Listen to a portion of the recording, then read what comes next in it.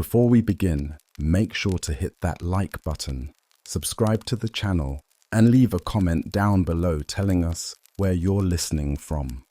It really helps the channel, and I love seeing where all of you are tuning in from. Now, let's dive into one of the most horrifying chapters in human history. Why it sucked to be a peasant during the Black Death.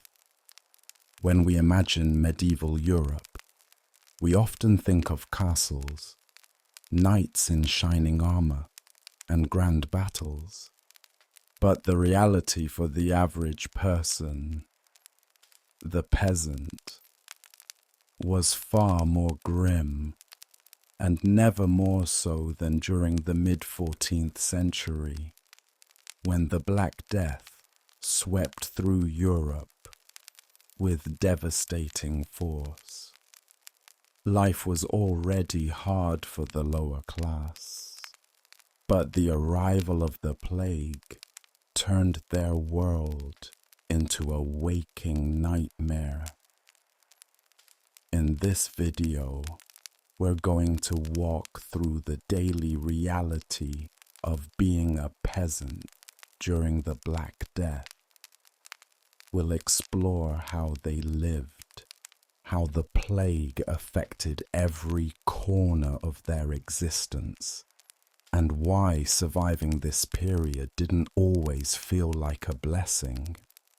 From overcrowded huts and backbreaking labor to superstition, fear, and mass death, you'll see why it truly sucked to be a peasant in the time of the plague. Long before the plague arrived in Europe, the life of a peasant was already marked by hardship. The vast majority of people were bound to the land, serfs working for wealthy landowners in exchange for protection and a place to live. In reality, it was a life of endless toil, limited freedom, and near constant vulnerability. A typical peasant family lived in a small one-room cottage with dirt floors and thatched roofs. There was no insulation, no plumbing, and often no windows. In winter, families huddled together with their animals for warmth. The scent was overwhelming, a blend of sweat, manure, unwashed bodies, and smoke from a poorly ventilated fire. Food was basic and monotonous: coarse bread, pottage, a kind of thick stew, maybe a bit of cheese or meat on rare occasions. Most people never tasted sugar or exotic spices. Drinking water was often unsafe, so ale was the beverage of choice, even for children. Peasants worked from dawn until dusk in the fields, ploughing, planting, and harvesting crops. They paid heavy taxes to the lord of the manor and to the church. A portion of their harvest went to the landowner, and tithes, usually 10% of their income, went to the church. Even in years of famine, they were expected to pay. Illness and injury were constant threats. A simple infection could be deadly, and there was little access to medicine or doctors. Child mortality was high, and many women died in childbirth. Most people never traveled more than a few miles from where they were born, and few could read or write. Life expectancy was short, often not much more than 30 or 40 years. It was a hard, grinding existence. But then, in 1347, something arrived that would make even this bleak life unimaginably worse. The Black Death, also known as the bubonic plague, first entered Europe through the port city of Messina in Sicily in October of 1347. It had travelled along trade routes from Asia, carried by fleas living on rats that had stowed away on merchant ships. From Sicily, the disease spread rapidly, hitching rides on traders, soldiers, and pilgrims. Within months, it had reached the Italian mainland, France, Spain, and England. By the end of 1348, it was cutting a swath through Europe, killing millions. For peasants, there was no understanding of bacteria, viruses, or infectious disease. Most people believed the plague was a punishment from God, the result of sinful behavior or the alignment of the planets. Some blamed outsiders like Jews, beggars, or lepers, leading to persecution and violence. Others turned to religious self-punishment, forming flagellant movements. Groups of people who wandered from town to town, whipping themselves in public, hoping to atone for humanity's sins. The symptoms of the plague were terrifying.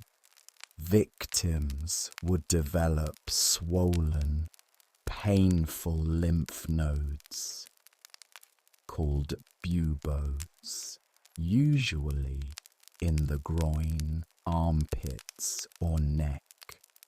Fever, chills, vomiting, diarrhea, and intense pain followed.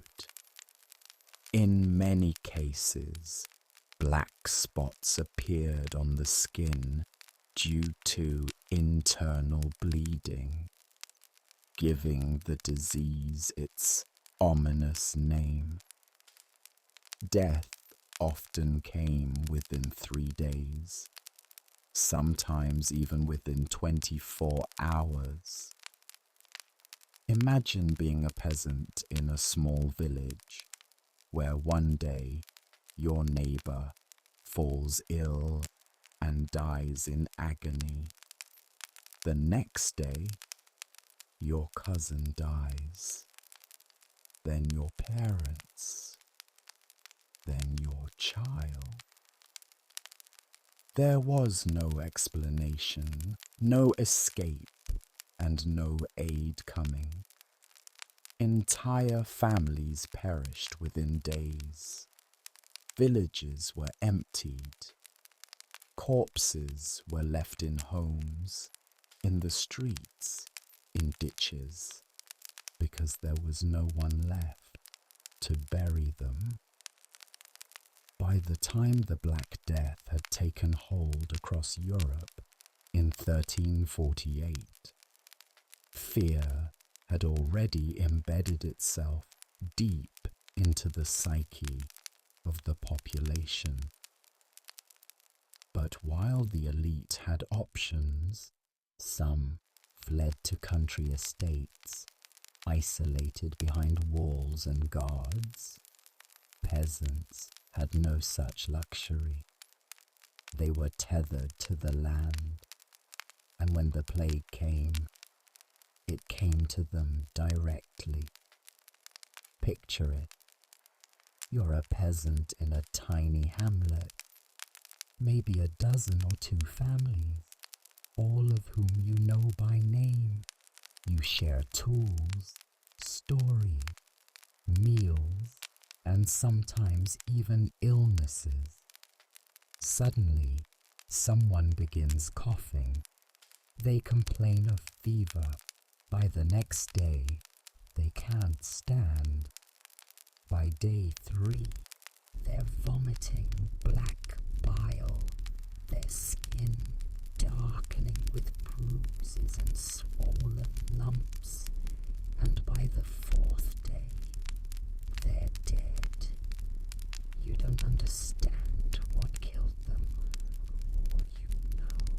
was fast, ugly, and unstoppable. But the horror doesn't stop with one. It spreads. First to their children, then to the neighbor who helped bury the body, then to the midwife who tried to offer some comfort. It tears through your village like fire through dry straw, and you have no explanation for it. Medical knowledge in the 14th century was, at best, primitive. The dominant belief was the theory of miasma, that diseases were caused by foul-smelling air. This led to bizarre attempts at protection, like carrying bundles of herbs or wearing masks filled with sweet-smelling spices. Peasants didn't have access to apothecaries or physicians, but they saw their lords doing these things and tried to imitate them, with little success. Some stuffed flowers up their noses. Others burned incense in their homes. None of it worked. What made things worse was that every institution the peasants relied on seemed to fail them. The church, once the center of life, was overwhelmed. Priests who administered last rites to the dying often died themselves. Monks abandoned their abbeys. Bishops fled cities.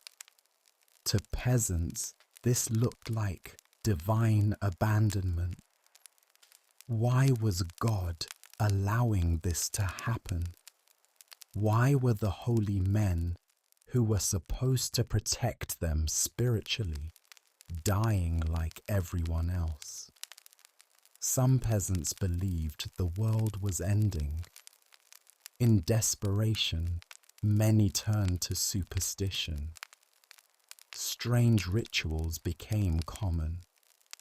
Some peasants joined processions of flagellants who whipped themselves in the streets as a form of penance, hoping it would cause God to stop the plague.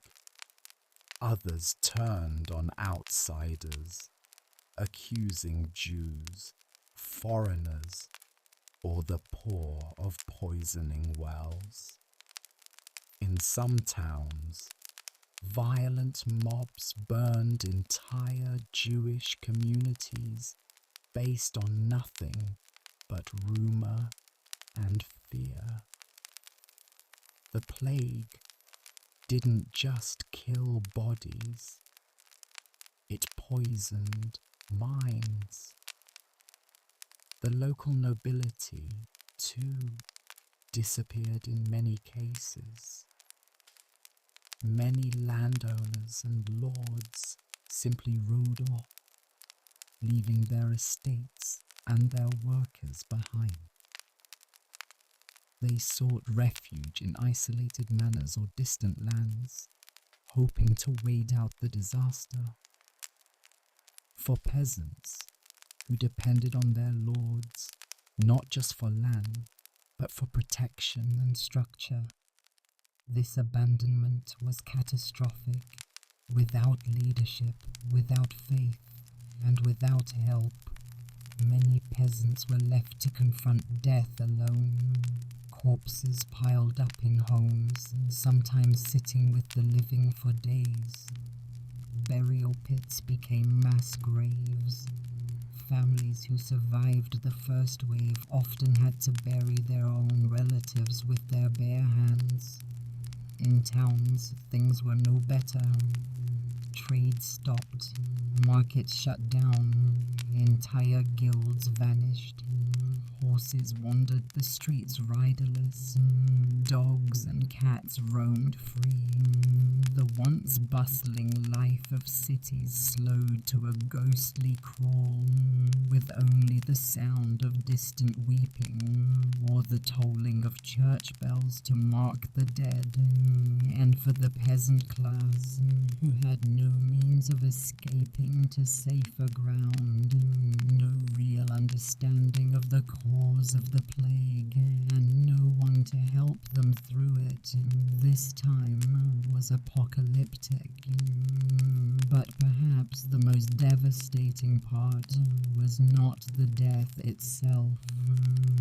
It was the isolation that came with it. In the tight-knit communal world of the medieval peasant, being together was survival. People shared food and tools and child-rearing. They gathered at churches, festivals, and harvest celebrations. But the plague changed all of that. Suddenly, neighbors stopped helping each other. A sick family might find their home boarded up by the rest of the village. Friends stopped visiting. Loved ones died alone, uncomforted, untouched. It was every person for themselves. The social fabric began to tear. Trust eroded. Compassion dried up. And in its place came fear, silence, and abandonment. For the peasant, whose only wealth was their community, this loss was as painful as the disease itself. And still, the plague kept coming, wave after wave. Every time it seemed to fade, a new outbreak would return. The 1348 pandemic was only the beginning.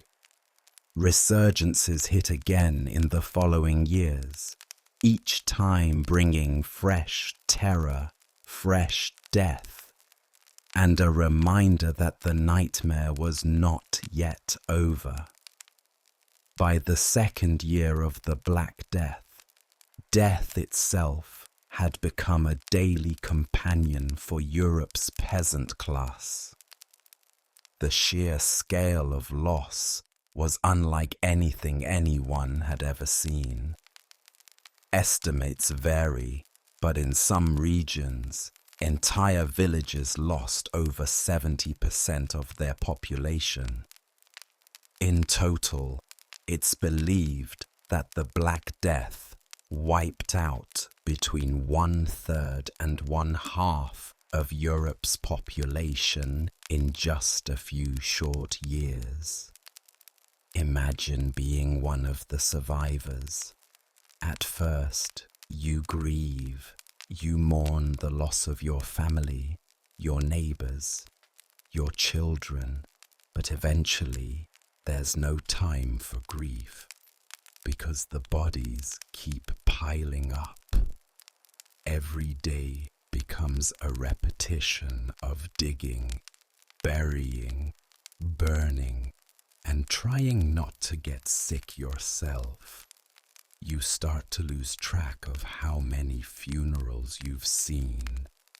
Entire families vanish in a week. The church graveyards fill. Fields are turned into emergency burial grounds.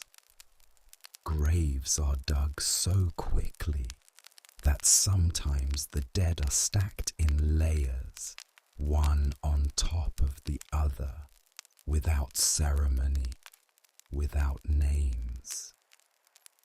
The death carts roll through villages, a grim procession of coughing,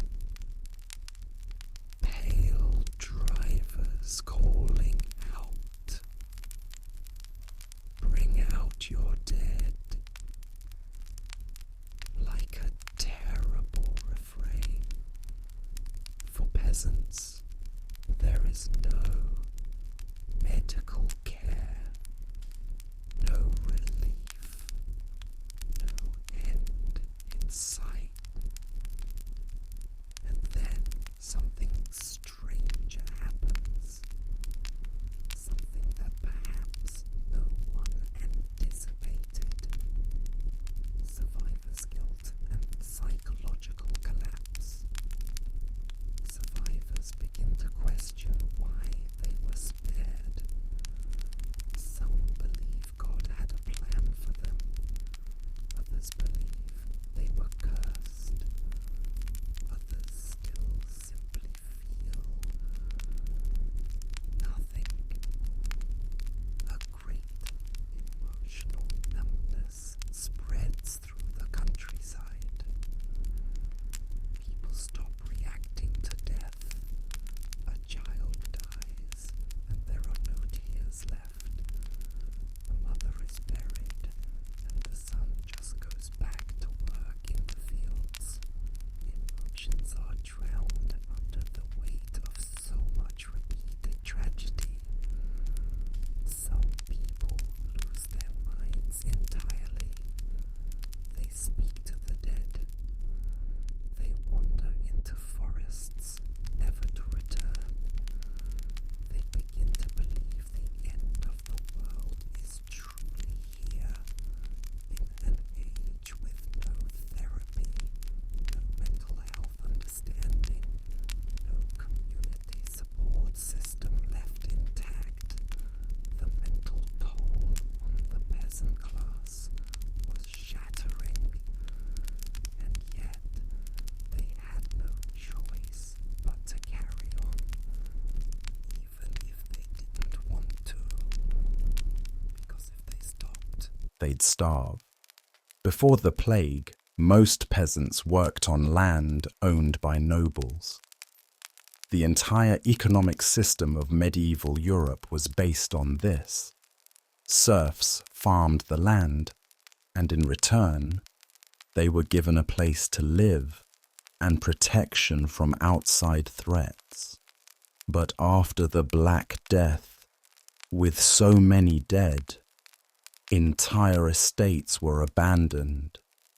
Fields went untilled, crops rotted, tools rusted, livestock wandered and starved, and with so many peasants gone, those who remained were forced to do even more planting, more harvesting, more burying.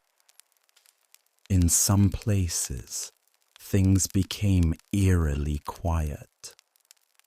An entire manor might stand empty, its barns overgrown with weeds, its fields returning to wild grass, its only sounds the wind and the crows. But in others, something else began to happen, a strange twist of fate brought on by the sheer scale of death. Labor shortages, and the first taste of leverage. With so many peasants dead, landowners were desperate for labor. They needed workers to bring in the harvest, maintain the land, and keep the economy moving. For the first time in their lives, peasants had something resembling power. They began to demand wages, more food, better living conditions, and sometimes they got it. This wasn't universal. Many lords and nobles pushed back, and governments passed laws to prevent peasants from leaving their manors or asking for higher pay. In England, the Statute of Labourers, 1351, was passed specifically to stop workers from demanding more money and to legally bind them to their previous employers. But the genie was out of the bottle. Peasants had seen the fragility of the system that had kept them in chains for centuries. They had seen that their labor was essential, that the mighty lords were powerless without them, and they didn't forget it. The rising spirit of resistance. In the decades that followed the plague, this shift in consciousness began to take root. Peasants began organizing, speaking out, refusing to submit. In 1381, just over 30 years after the plague's first wave, the peasants' revolt erupted in England. It was driven by taxation, unfair laws, and brutal conditions. But it was fueled in part by the experience of the Black Death. Peasants had survived hell, and they were no longer willing to accept a system that offered them nothing but misery. The revolt was eventually crushed, but it sent a clear message. The feudal order was weakening. For centuries, peasants had been treated as little more than tools, beasts of burden, bound to the soil. But the Black Death had cracked the foundation of that belief. It had shown them that even kings and bishops and lords could die, that the world could change, that maybe, just maybe, their lives could mean more than servitude. For the average medieval peasant, life had always revolved around the church. Religion was not just a belief system, it was the very fabric of existence. The church explained the seasons, the reason for suffering, and what came after death. Priests performed marriages, baptized children, buried the dead, and heard confessions. Saints watched over daily tasks, and holy days provided relief from unending labor. But when the Black Death struck, faith was tested like never before, and for many, it crumbled. Where was God? That was the question on everyone's lips. Why would a just and merciful God allow such suffering? Why did the faithful, the innocent, and even children die so horribly while the wicked sometimes lived? Peasants began to lose trust in the clergy. Priests, monks, and bishops had proven just as vulnerable to the plague as anyone else. And worse, many had fled. Monasteries closed. Some parish priests abandoned their congregations. The church bells that once rang to announce Mass now tolled endlessly for the dead. Without spiritual leadership, peasants felt adrift. The rituals that once brought comfort, communion, confession, last rites, were no longer guaranteed. In many areas, there was simply no clergy left to perform them. The dead were buried without ceremony. Sin went unconfessed. Babies died unbaptized. This vacuum of spiritual authority opened the door to chaos. The rise of superstition and fear. With no clear answers, peasants turned to whatever explanations they could find. Old pagan beliefs resurfaced. Rumors and myths spread like wildfire. Many believed the plague was the result of divine punishment, perhaps for the greed of the church, the vanity of nobles, or the sins of mankind. Others thought it came from a curse, a star falling from the heavens, or bad omens like comets or strange weather. Charms and talismans were suddenly in high demand. Some peasants wore holy relics or bones of saints. Others painted symbols over their doors or smeared herbs on their bodies. People tied bunches of garlic around their necks. There were whispered spells and whispered prayers, some Christian, some much older, and with fear came paranoia, scapegoats, and tragedy. In their desperation to find meaning in the plague, many communities looked for someone to blame. In towns and villages across Europe, Jewish communities were falsely accused of poisoning wells or cursing the land. The fact that Jewish neighborhoods were sometimes less affected due to strict religious cleanliness laws only deepened the suspicion among Christian neighbors. Mob violence followed. Synagogues were burned. Thousands of Jews were murdered or forced to flee. In Strasbourg, more than 2,000 Jews were killed in a single day in 1349. But the violence didn't stop there.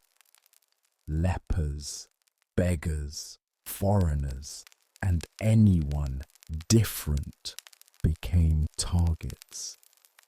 In some places, even priests and monks who survived the plague were accused of sorcery or witchcraft.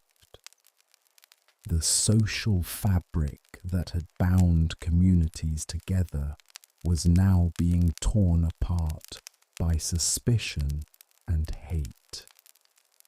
And peasants, often at the bottom of the social hierarchy and living closest to the land and to their own mortality, were both victims of the fear and participants in it. Wandering preachers and radical movements. In the absence of stable church leadership, wandering preachers began to appear. Some claimed visions or divine messages. Others preached that the end of the world had come. Some urged repentance. Others called for rebellion. These men, and occasionally women, walked from town to town, gathering crowds of desperate peasants. Some whipped themselves as they marched. Others declared that God had chosen the poor to inherit the earth. One of the most famous of these movements was the flagellants. Groups of men stripped to the waist, marched through towns, and whipped themselves in public while chanting hymns and prayers. They believed that only through personal suffering could mankind atone for its sins and end the plague. To peasants who had lost everything, these spectacles were both terrifying and mesmerizing. Some joined them, others hid in fear. Authorities, both religious and secular, often tried to suppress the movements, but they couldn't stop the deeper truth. The old religious order was fracturing. The lasting spiritual impact. For some peasants, the plague destroyed their faith entirely. They turned inward, focused only on survival, and no longer trusted the church to offer answers. For others, it deepened their religiosity, but in new and radical ways. They began to pray directly to saints, to seek visions, to create personal shrines. The church would later call many of these practices heretical. This religious chaos continued for decades after the first wave of the plague ended. When the pandemic returned, as it did in later years, people were more resigned, but also more bitter. Some began to see suffering as inevitable. Others embraced death as a release from a life that no longer made sense. But one thing was certain: the plague broke the religious certainty of medieval Europe. It stripped away the comfort that faith once offered. And for peasants who had already lived on the edge of existence, this loss was a profound psychological blow. Death was everywhere. Certainty was gone. The very institutions that once gave meaning to suffering were now silent. And in that silence, peasants were left to find meaning in the only thing they still had: survival. Imagine waking up one morning as a peasant and everything that once defined your life is gone. The fields lie fallow. The blacksmith's forge is cold. The church is empty, its door creaking in the wind.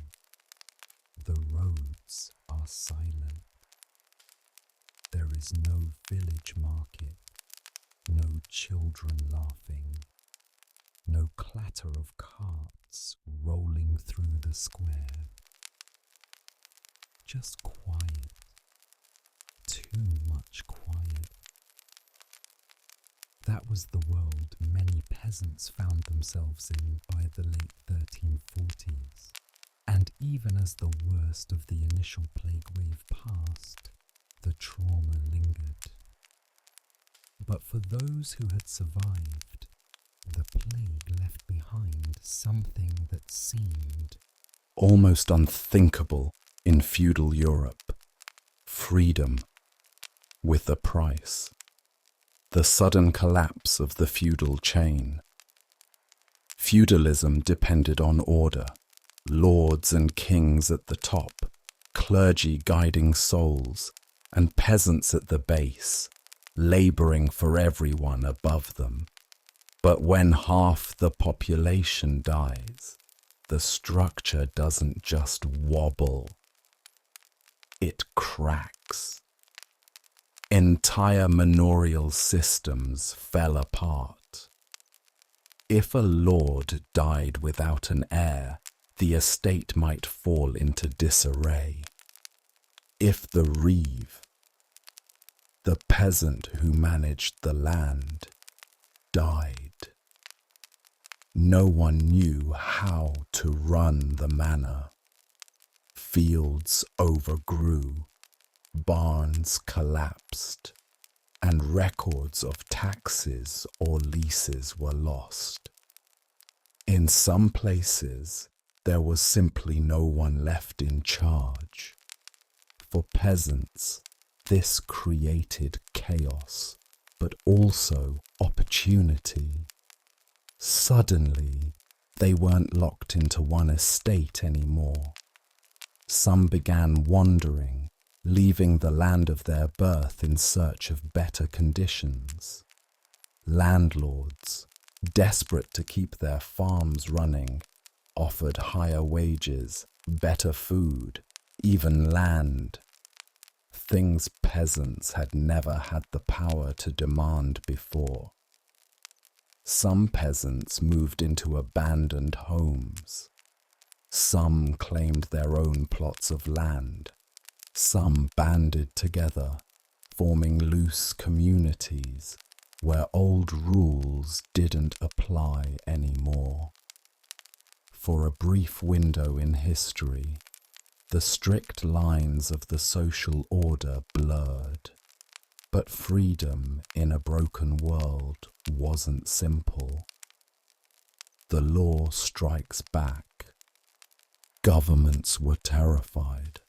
The wealthy elite, who had lost laborers, tenants, and servants, saw their power slipping, so they tried to force the old world back into place. In England, the Statute of Labourers was enacted in 1351. It forbade peasants from demanding higher wages. It made it illegal to leave one's employer. Anyone caught refusing to work for pre-plague wages could be jailed. Other countries passed similar laws. Landowners tried to lock their remaining laborers into harsh contracts. In some regions, laws were passed banning travel or requiring peasants to return to their original lords. But enforcing these laws was nearly impossible. Too many had died. Too many records were lost. Too many peasants were simply willing to take the risk. As the decades rolled on, the peasants' memories of the plague transformed into something else, a quiet awareness of their value. They had seen that society didn't function without them, that power could fall apart overnight, that nobles died just like they did. And this realization would not be forgotten. Daily life in the aftermath. Even after the plague retreated, the physical signs remained. Fields were still overgrown, roads still empty, skeletons still turned up in shallow graves when it rained. The trauma was not just emotional, it was economic. Trade had halted. Entire villages were gone. Whole generations lost. Families that once numbered 10 or 12 were now down to 1 or 2. Some villages vanished completely. In England alone, over 1,000 villages were abandoned, never to be rebuilt. Forests reclaimed, farmland. Wolves returned to regions they hadn't been seen in for centuries. Nature itself seemed to be reclaiming Europe. peasants had to adapt quickly. Those who stayed had more work than ever. With so few hands left, one person might now plough multiple fields, tend several herds, and keep watch for thieves or wild animals. Children were pressed into labour earlier. The sick and elderly had no one to care for them. And yet, amidst all this suffering and exhaustion, there was something strange happening, a slow transformation. A new kind of peasant emerges. The plague had reshaped everything, and while most peasants remained poor and overworked, some managed to climb higher than ever before. Those who had saved a little silver, those who had inherited land from dead relatives, those who moved into abandoned villages and claimed homes. Over time, they became what would later be known as the yeoman class. Independent farmers with small plots of their own, not quite nobility, but not entirely peasants either. This new group would go on to challenge the rigid class structure that had defined medieval life. They would push for rights, for wages, for protections, and their descendants would eventually become the backbone of the early modern middle class. But that future was still far off. For now, in the years immediately following the Black Death, survival was still uncertain, and the wounds were still raw. Because even as some peasants found opportunity, most lived in a world permanently marked by grief, hardship, and the endless shadow of death. And even worse, they knew that the plague wasn't done with them. Just when Europe had begun to recover, just when the surviving peasants had adjusted to their new reality, re-sowed the fields, buried the dead, and dared to believe that the nightmare might be over, the plague came back. It didn't just return once. It came again and again for centuries. The second major outbreak struck in the 1360s, less than 20 years after the first. By then, many who had survived the original pandemic had rebuilt their lives, remarried, had new children, re-established communities. And then they watched in horror as the symptoms reappeared, the fevers, the swelling, the blackened skin.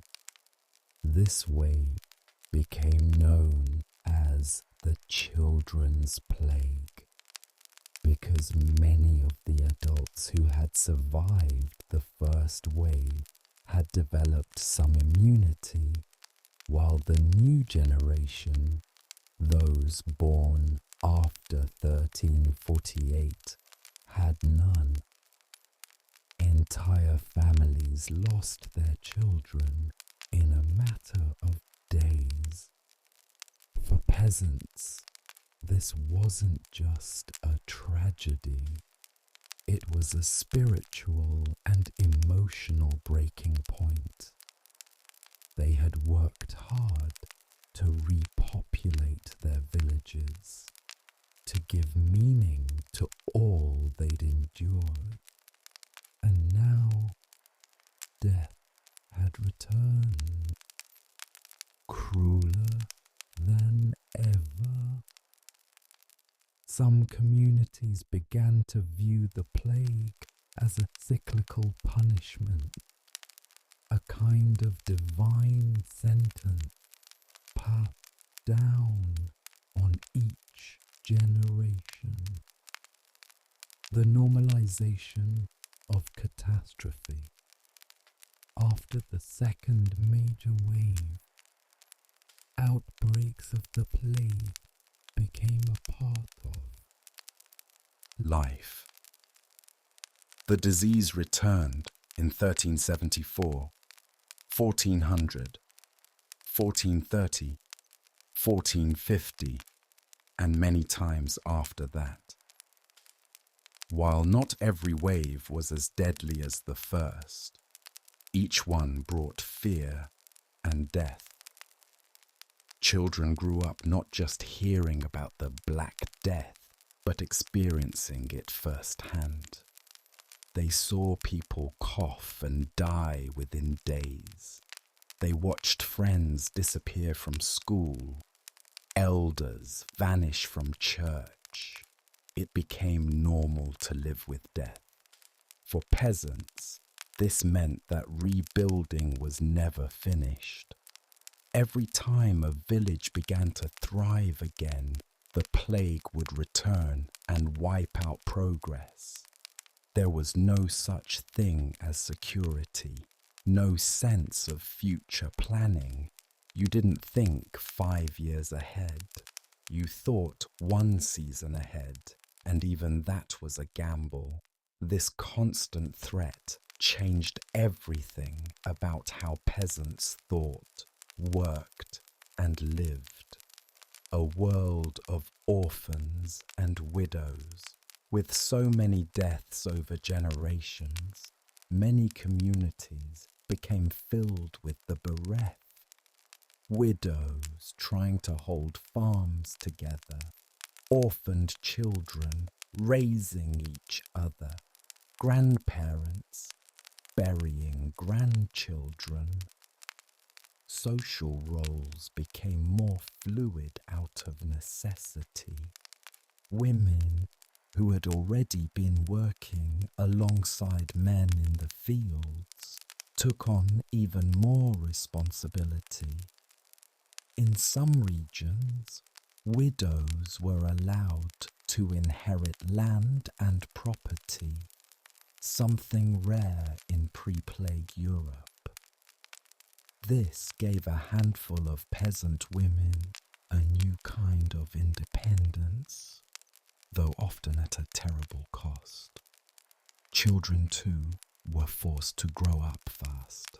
Boys became ploughmen at 10, girls managed households at 12. Childhood, as we know it, simply didn't exist. Everyone worked, everyone mourned, and everyone feared the next outbreak. And yet, life didn't stop.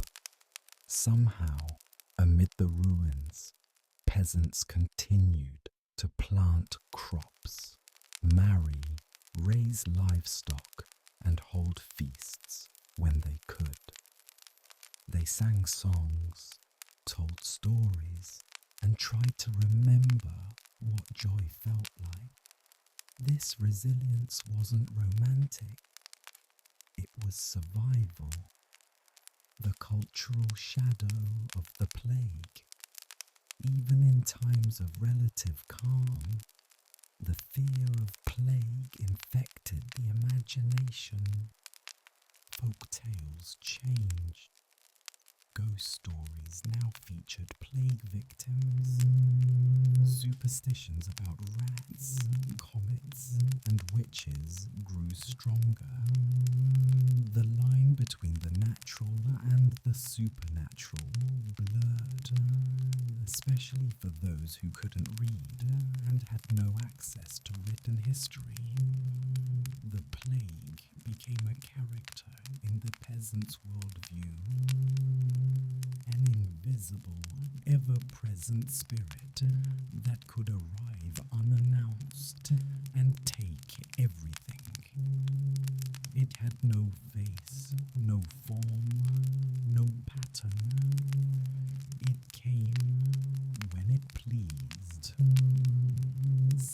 peasants believed in plague saints, holy figures who might protect them if they prayed hard enough. Others turned to ancient charms and rituals passed down orally, blending Christianity with older pagan customs. Art, too, began to change. In churches and village paintings, the image of the danse macabre, or dance of death, became popular. These artworks showed skeletons dancing with kings, peasants, merchants, and monks alike. The message was clear. Death spares no one.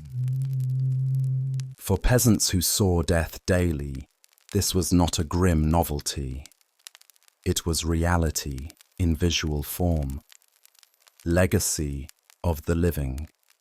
By the 15th century, the worst of the plague's initial centuries had passed, though outbreaks still continued sporadically. In its wake, Europe and the peasant class had been transformed forever. Peasants had been forced to become more than farmers. They were grave diggers, caretakers, builders, and survivors. They had watched their children die, their villages vanish, their faith shake, and their world change. And yet, they endured. That endurance shaped the centuries to come. It fueled revolts. It birthed new classes. It whispered through generations that even the most oppressed could survive the apocalypse and come back stronger. But none of that changes the fact that, in the moment, it sucked to be a peasant during the Black Death. Truly, deeply, undeniably sucked. Because when the world ended, not once but over and over again, peasants weren't just witnesses. They were the ones who had to stay behind, pick up the pieces, and pretend that life still made sense. The Black Death wasn't just an event. It was a rupture in the flow of history. A crack that split the medieval world wide open.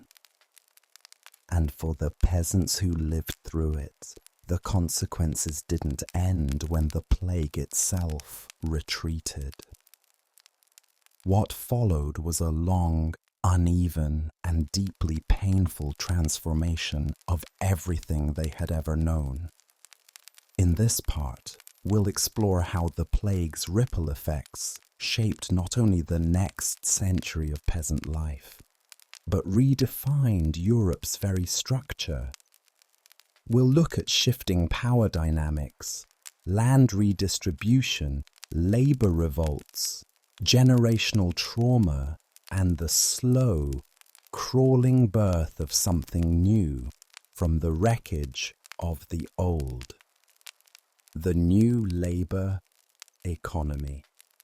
Let's start with one of the most fundamental changes the plague brought: the labor shortage.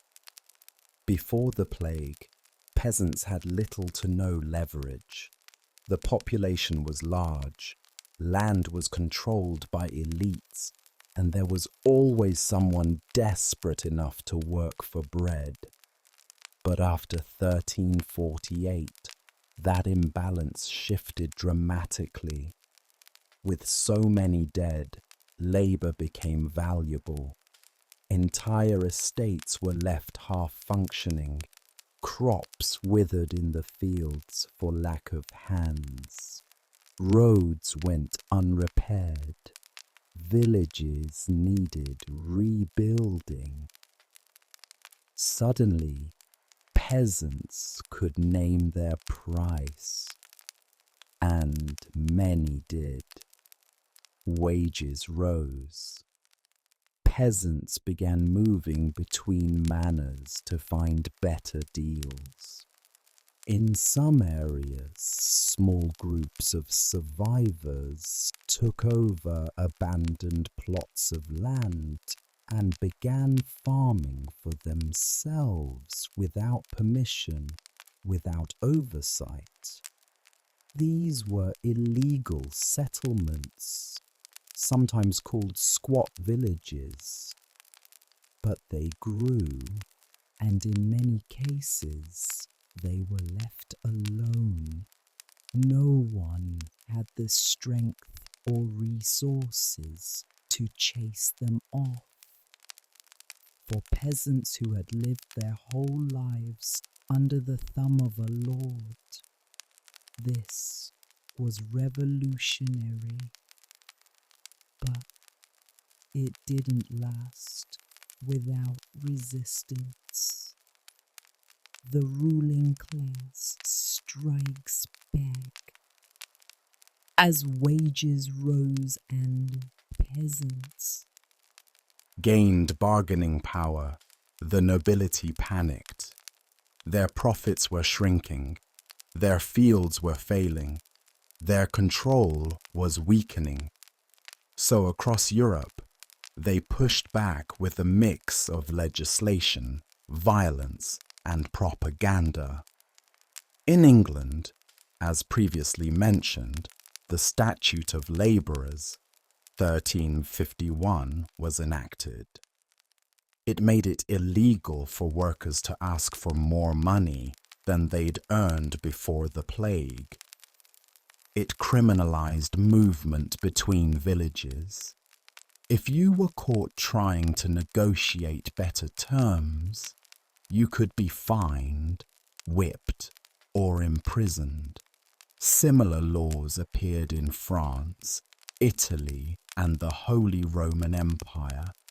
Lords formed coalitions to protect their traditional rights. Clerics preached that asking for higher wages was sinful.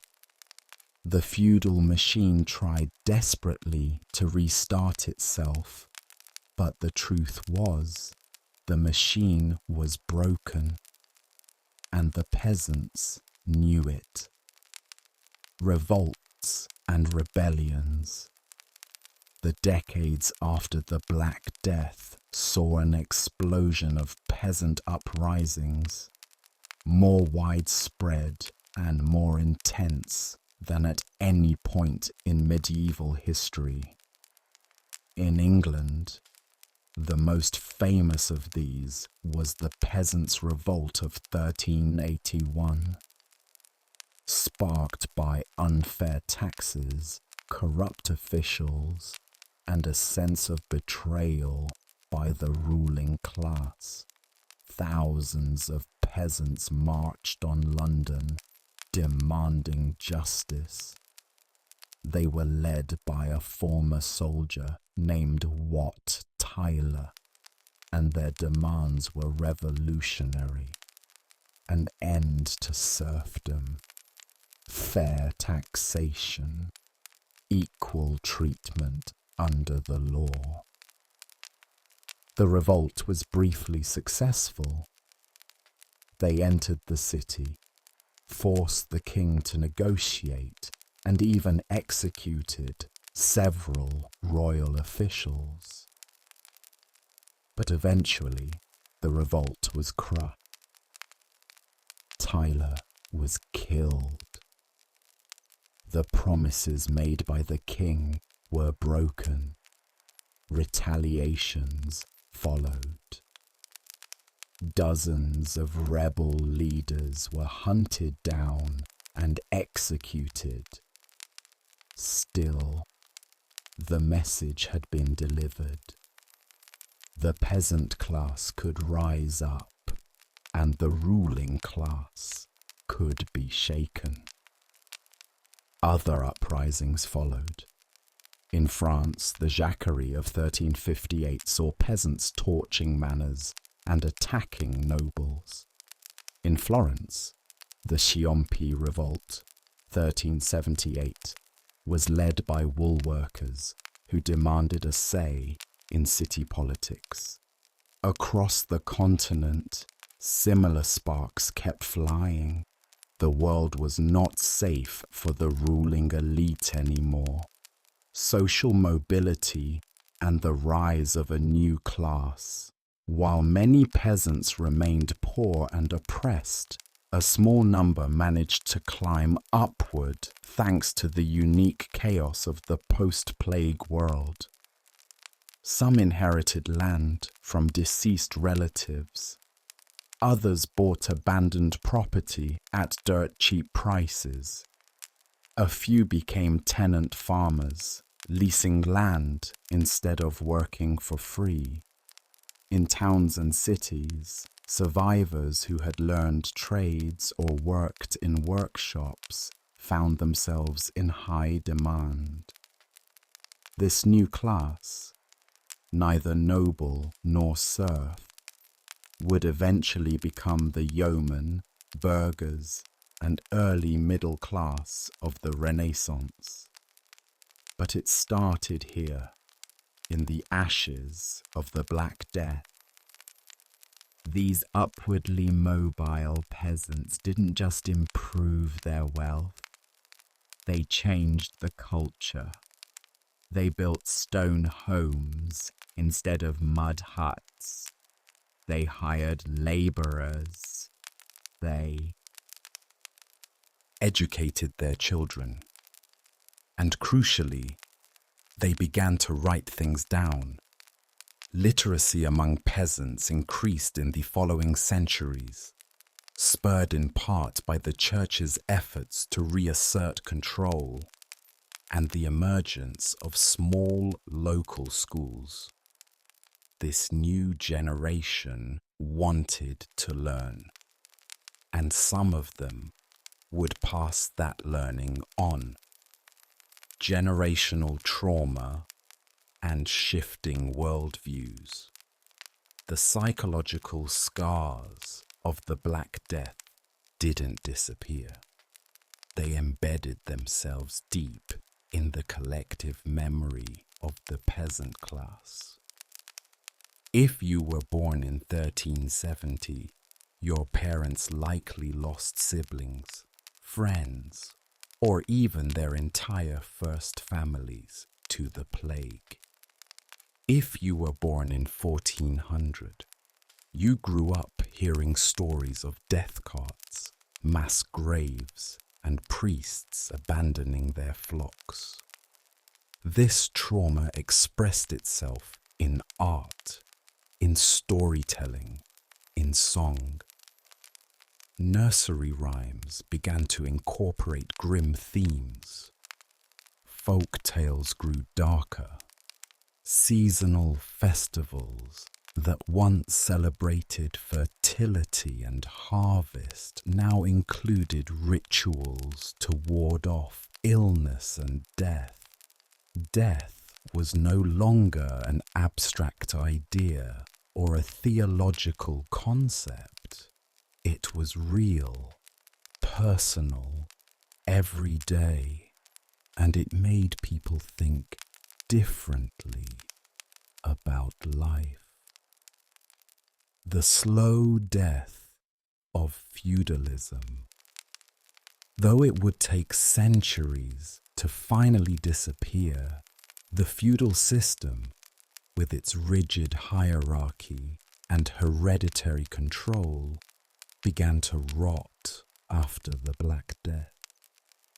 Peasants who once accepted their place as divine will now question it. They saw lords abandon them.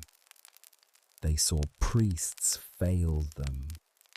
they saw friends rise in status and wealth simply because they had survived. This led to the growth of individualism, a concept almost foreign to the medieval worldview. The idea that a person could shape their own destiny, choose their own path, build something new. These were seeds planted in plague-stricken soil. They would later blossom into the Renaissance, the Reformation, and eventually the modern world. But for the peasants who lived through it, none of that mattered yet. They were still in the mud, still working, still afraid the plague might return tomorrow. A new peasant identity. By the 15th century, the peasant was no longer just a silent workhorse at the bottom of the social pyramid. He was a witness, a survivor, a laborer with leverage, and sometimes a rebel. She was a widow who ran her own land, a mother of orphaned children, a healer with knowledge the church feared, or a midwife who remembered what the plague smelled like. These peasants carried the memory of the world before the plague, and they walked into a world that could never return to what it once was. And in their resilience, their endurance and their scars, they laid the foundations for a world that was about to change forever. Though the Black Death itself had ravaged Europe in the mid-14th century, its ghost lingered for generations in the earth, in the customs, and most deeply in the daily lives of the peasants who survived it. To understand just how profoundly life had changed, we must now zoom in on the ordinary rhythms of post-plague village life.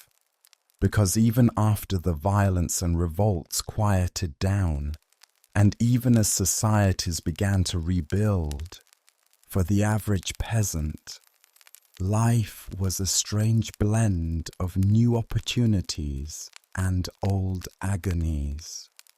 Let's walk through a typical day for a peasant 50 years after the first wave of the plague. A time when the world was no longer burning, but the ash was still thick in the air. The village and the land. It's 1398. You live in a small English village of perhaps 120 people. Before the plague, it may have held 300. The landscape still bears scars, abandoned cottages with crumbling walls, barns half sunken into the soil, and overgrown footpaths that once led to homes long deserted. But amid the decay, there is life. Chickens wander the muddy roads. Children play beside the mill stream. A new thatch is being laid on the roof of the manor house.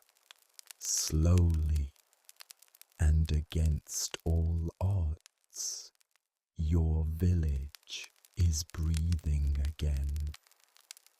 You are no longer bound to your law by unbreakable chains of servitude. Maybe you are still a villain, expected to pay rent and taxes in labor, but perhaps you're a free tenant now, working land passed down from your father. Maybe you own a plow, maybe not. But unlike your grandfather, you have options, yet your life is still hard. Every season brings risk of bad weather, of failed crops, of illness returning. You have no saving. A broken cart axle can mean a lost harvest. You still pay a tithe to the church, taxes to the crown, and if you're late, there's no mercy. Food and survival. Meals are sparse, but not as meager as they were before the plague. With fewer mouths to feed and more land available, peasants now often eat better than before. You have access to more grain, more meat on occasion, and even small luxuries like honey or herbs grown in your own garden. Your daily bread, once made from coarse rye or barley, may now be finer wheat, the kind that was previously reserved for lords. You stew your vegetables with beans and onions. You drink ale because water is still often unsafe. But bad years still come. Droughts, floods, crop rot. The plague may have loosened the grip of the nobility, but not of nature. Work and tools. Your work remains backbreaking. You rise with the sun, tend the animals, then walk to the fields. You turn the soil with a wooden plow pulled by oxen. You sow seeds by hand. You weed, harvest, thresh, and winnow. There are no machines to ease the load, only your body and time. But your labor has new value. You might be paid in coin now. You might choose which land to work on, which lord to serve, or whether to move entirely. You may even save enough to buy more land one day. A dream that was once impossible for someone of your station. And if you're a woman, you work just as hard. You carry water, cook meals, raise children, gather herbs, tend goats, and help at harvest time, if you are widowed, as many women are in this post-plague world. You may inherit your husband's lease and run the farm yourself. Faith and fear. The church is still powerful, but different. It has suffered too. Many of its priests died in the plague years. New ones have been ordained quickly, too quickly. Some are corrupt, others illiterate, and many are resented by their flock. You still attend Mass. You still tithe. But you've learned not to rely on the church for miracles. Instead, You place more trust in your neighbors, your tools, and your own hands. Yet you remain deeply spiritual. You pray to the Virgin Mary for protection. You hang charms over your door during plague season. You fear hell, the devil, and the end times. You've seen too much not to. Love, loss, and family. Marriage in your world is rarely about romance. It's about survival. A wife brings a dowry. A husband brings strong arms. Together, you raise children, as many as possible, because not all will live. You bury children. You bury friends. You bury parents. The plague still returns in small waves, never with the same fury, but always with a whisper of the past. You wash your hands in vinegar. You burn lavender. You hope. You learn not to cry every time death visits. You learn to carry grief like a worn shawl. Always there, always familiar. And still, somehow, you find joy, a warm fire, a newborn lamb, a jug of ale, a story told in the twilight hours. These are your luxuries. The village mindset. You know your neighbors well, too well.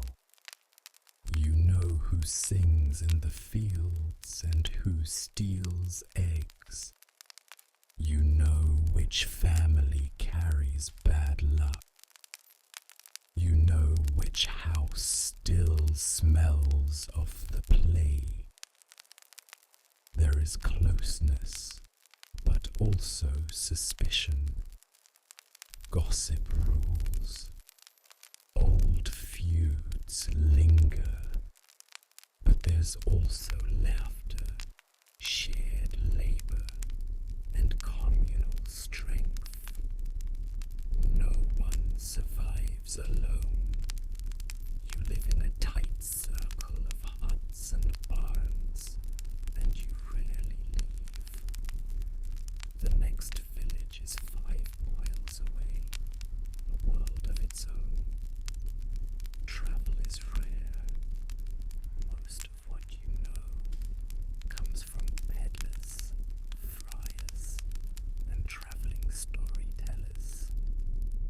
Education and imagination you cannot read, but you know hundreds of stories, of saints and sinners, of dragons in the mountains and cursed fields, of what happens to children who wander into the woods.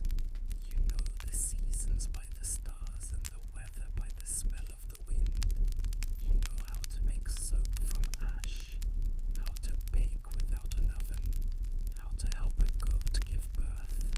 You are wise in ways the nobility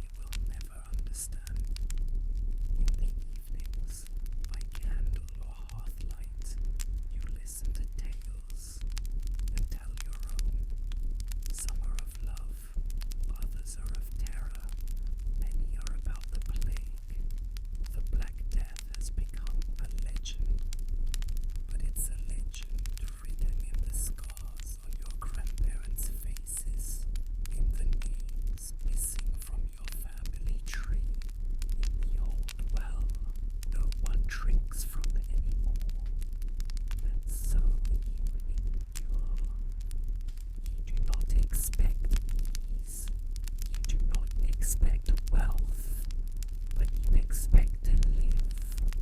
And that in itself is a kind of victory, because for your ancestors, that wasn't always guaranteed. And as you look out across the fields in the soft morning light, you carry the memory of a world that burned and the quiet, powerful truth that somehow you are still here. Even long after the Black Death's initial devastation, its presence never truly left the lives of peasants. Every few decades, whispers of its return would surface. People recognized the signs, the sudden cough, the dark swellings, the silence that fell over villages. Each new outbreak rekindled old fears, reopening wounds that had barely healed. By the late 1400s, the plague had become more than a disease. It was a phantom woven into daily rituals. Fields were planted with prayers. Children were named after saints believed to ward off sickness. Wells were blessed. Tools were buried with those who died while holding them. Even laughter changed. Humor turned dark, stories grimmer, songs more mournful. Superstition became survival. The peasant class had always been shaped by hardship, but after the plague, they were also shaped by memory of a time when death ruled, when order vanished, and when the world seemed to end, only to stumble forward again. The story of the Black Death is often told through numbers. Millions dead, villages wiped out, economies shattered. But numbers don't bleed. Numbers don't till soil or bury children or cling to life in the bitter frost. Peasants did. They were the ones who endured the worst of the plague's wrath, not behind castle walls or in monastic libraries, but in the mud, the hunger, the silence. They died in ditches, behind boarded up doors, and in the arms of loved ones who would soon follow. And those who survived, they rebuilt, not with fanfare, but with calloused hands and broken heart. They sowed crops into plague-soaked earth. They raised children beside half-forgotten graves. They whispered stories into the ears of the next generation of what it was like when the sky went black. The bells never stopped tolling, and death had no name, only a presence. The Black Death changed everything. It cracked open the old world and let something new leak in, not overnight, but slowly over centuries. And at the heart of that transformation was the peasant, wounded, wiser, and for the first time in history, seen. Because when the nobility fled and the clergy fell and the doctors failed, it was the peasant who endured. Their suffering didn't make headlines. Their names weren't carved in stone, But without them, there would have been no world left to rebuild. And maybe that's the final truth of why it sucked to be a peasant during the Black Death. Not just because of the pain they bore, but because of how little they were thanked for bearing it. But in the quiet endurance of generations, in the songs passed down, and the fields made fertile again, they left behind the most human legacy of all. They survived.